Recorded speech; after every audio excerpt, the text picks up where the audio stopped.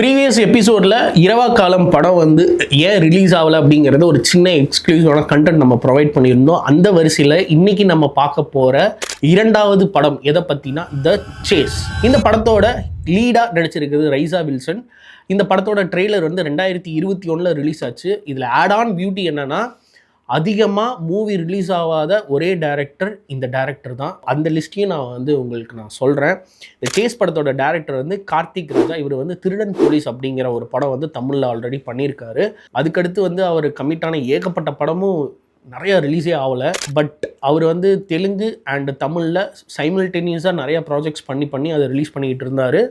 அதோட சாம்பிளில் மாட்டின படம் தான் இந்த சேஸ். இதில் இன்னொரு பியூட்டிஃபுல்லான மேட்டர் என்னென்னா, இதோட மியூசிக் டைரக்டர் வந்து சாம் சிஎஸ். ட்ரெய்லர் வந்து ரொம்ப இன்ட்ரெஸ்டிங்காக என்கேஜிங்காக இருந்தது. இதோட ட்ரெய்லர் கிளிப்ஸ் கூட நான் ஆட் பண்ணுறேன், செக் பண்ணி பாருங்கள். அன்ரிலீஸ்டு ப்ராஜெக்ட்ஸ் ஆஃப் கோலிவுட்டில் நம்ம பார்த்த இரண்டாவது படம் த சேஸ். மூணாவது படம் அடுத்த வீடியோவில் வரும், செக் பண்ணி பாருங்கள். நன்றி, வணக்கம்.